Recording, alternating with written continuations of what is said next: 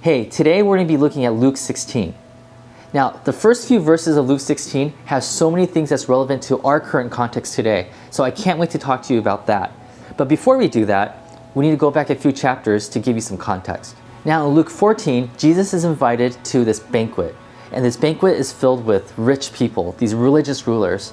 And as he looks to his left and his right, looks across the table, he starts to realize that these people who are sitting with him are people who are rich and wealthy because of the gifts that God has given them.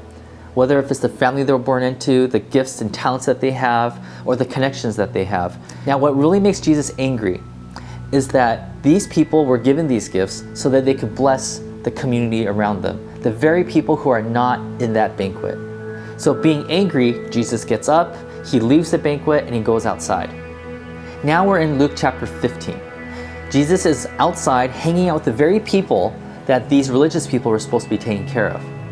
And as these religious people come outside and see Jesus hanging out with the tax collectors and sinners, they start criticizing him. So Jesus turns his back on the poor people and looks at the rich people and gives them 3 parables. Now these parables are basically saying, you religious people, you will never ever be a part of God's movement. You will never participate in bringing heaven on earth. Why? Well, it's because you don't have the same heart that God has. As long as you keep thinking that you're better than these people over here, there's no way that you're going to be in the kingdom of God. Now that Jesus has put the religious people, the Pharisees, in their place, he now turns to his disciples and teaches them a few lessons about how not to become like them. So that's where we pick up on Luke chapter 16. So let's take a look at that chapter. Jesus told his disciples, "There was a rich man whose manager was accused of wasting his positions. So he called him and asked him, 'What is this I hear about you?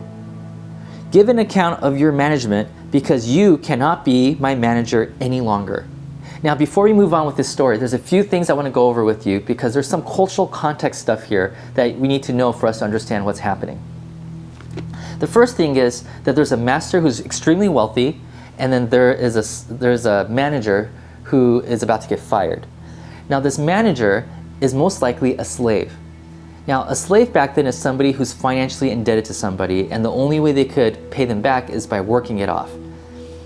Now, we also know back then is that some people prefer to be slaves than to being a free person in Israel, because in most cases, being a slave of a wealthy person is a better lifestyle than a person who is not.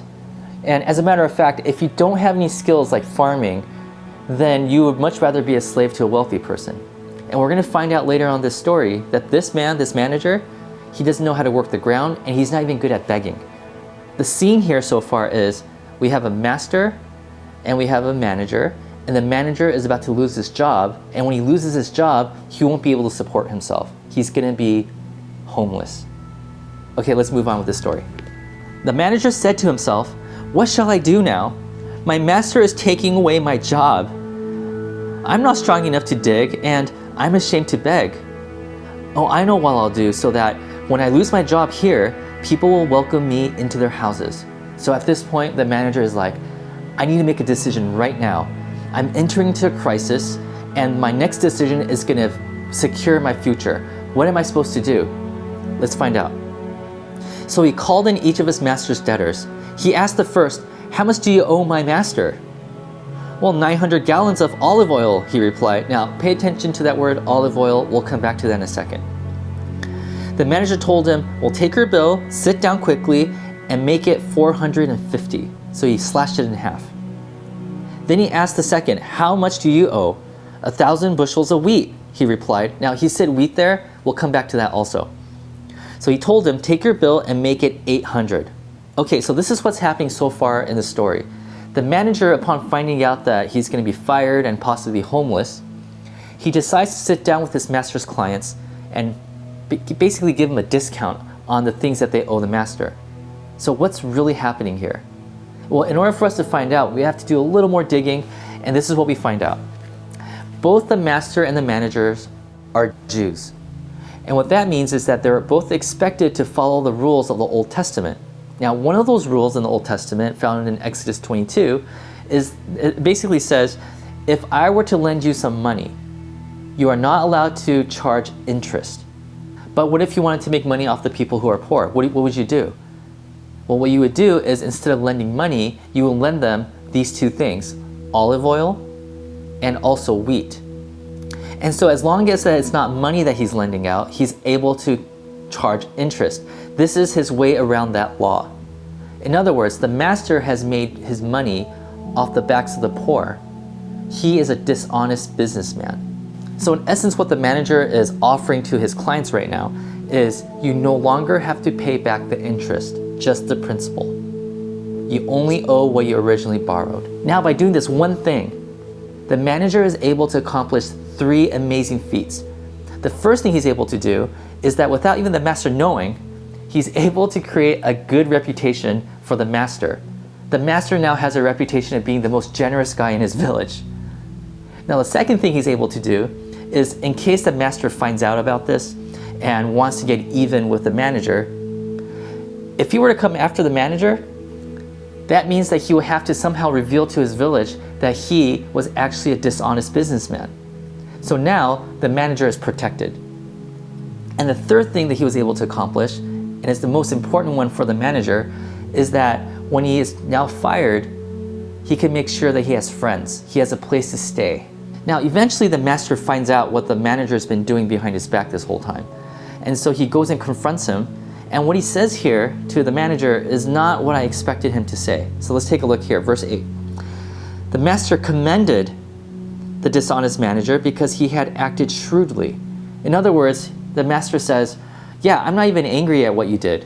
That was actually genius. I mean, you're still fired, but good job. That was genius. Now, that's the end of this parable. And if you're like me, you were probably confused. And the reason that you and I would be confused about this parable is because we're used to interpreting parables allegorically. Now, what that means is you look for main characters in the story, and then you try to substitute those characters with who it might be representing. So in this case, you would say, oh, the master is probably God. But then you'd be confused because you're like, wait a minute, but God is not a dishonest businessman. So who does the master represent? Or if you think that the manager represents us, then you would think, so is Jesus telling us that we could make dishonest gains as long as we're really shrewd about it? You see, this parable is not an allegorical parable. So Jesus gives us commentary right after this to help us along. This is what he says. For the people of this world are more shrewd in dealing with their own kind than are the people of the light. I tell you, use worldly wealth to gain friends for yourself, so that when it is gone, you will be welcomed into eternal dwellings. So what does he mean by all this? So Jesus gives us 2 categories here. He says that there's a group called the people of the world, and then there's the people called the people of the light. Now, the people of this world are the people who don't take God that seriously. These are the people who are considered to be secular. Now, the people of this world, Jesus says, that when they enter into a crisis, they know how to work the system. They get really, really creative, and they're able to come out on the other side with conclusions that are sometimes in line with what God wants them to do. So in this instance, the manager, after going through this crisis, he realized that money is temporary. He realized that he could be rich today and poor tomorrow. So with the little time that he had left, he decided to invest what he had into friendships because he realized that friendships are eternal. Wrong motivation, but the right outcome. Now, in contrast, we have the people of the light. These people are the Pharisees, the religious people, the people who've been belittling the people who are sinners and tax collectors. Now, when they enter into a crisis, they do the exact opposite. They try to honor God, but the way they honor God is by making sure that everybody falls in line with their rules. They're trying to make everybody righteous. So as a result, the end product is not what God desires. They have a world where the people who can't get things together are pushed out of the kingdom of God, only keeping the righteous elite at the center. So this is what Jesus is trying to illustrate for us. We have a group of people who have the wrong intentions but end up in the right, and then we have a group of people who have the right intentions but end up in the wrong. And now Jesus is calling his followers to be a third way. Now Jesus is saying, now if you want to be a follower of me, you have to be the group of people who have the right intentions and the right outcome. So what Jesus is saying here is this: in times of crisis, be generous with your resources, not because you want to save yourself, but because you are driven by love. In other words, when the church enters into crisis mode, like the one we're in right now, it's not a time for us to retreat and retract, but it's actually a time for us to get creative in ways of building new relationships with our neighbors, with the people that we lost touch with. It's a time for us to love on people more than we ever did before. Jesus is asking us, in this pandemic, do we see this as an opportunity to get creative and love on our neighbors? You see, I've been taught for a long time that storms, they build character. But over time, I've discovered the opposite is also true, that storms reveal character. And when we look through the scriptures to see how the first generation Christians, how they reacted to storms, these things that they can't control, we see that their Christ-likeness starts to spill out. They start taking care of widows. They start becoming more generous. And so I thought, I wonder if I'm like that in this situation, which leads me to this story. So a few months ago, around the time when this pandemic thing was starting to become more and more mainstream, I remember going to the grocery store and walking up and down the aisles, and because that was my duty at the time, it was my job to get groceries for the family. I was going up and down the aisles until I came to the aisle with toilet paper. There was one toilet paper pack left, and there was two women who were fighting over it. And because I wanted to avoid it, I walked around that aisle to the next one. Meanwhile, I was thinking, wow, this pandemic is real. Then I saw one of the women run to the back to where the public restroom is, and she grabbed the big kind of toilet paper that's used for the public restroom. She grabbed that and ran out the store with it. Now, that day on my drive home, naturally I started thinking, wow, toilet paper is as valuable as gold right now. So when I got home, I told my story to my family, and I told them, you guys have to be diligent and not wasting toilet paper. We got to take care of whatever we have left.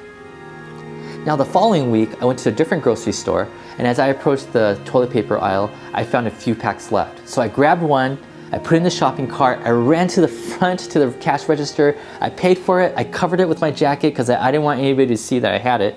I ran to my car, I drove home, I showed it to my kids, and I gloated about the story a little bit by embellishing it, saying like, oh, I fought off 5 people to get this pack of toilet paper, and we celebrated. I told them that this family is going to be fine for the next month. But it's at that point that I felt that God was revealing to me who I really was. I discovered that I am the kind of person that when I enter into a crisis, I go into hoarding mode. I hoard onto toilet paper, paper towels, groceries, canned foods, you name it. I try to hold on to as much as I can.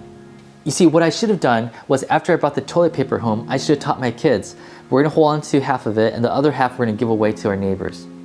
You see, we don't know our neighbors that well because we just moved in here. This would have been the perfect opportunity for me to build a friendship, a long-lasting friendship with my neighbor. But, Westlight, I heard many stories about you.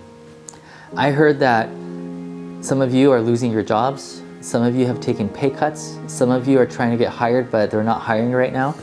That we're in really tough times right now. But I've heard that during this time, you have been generous.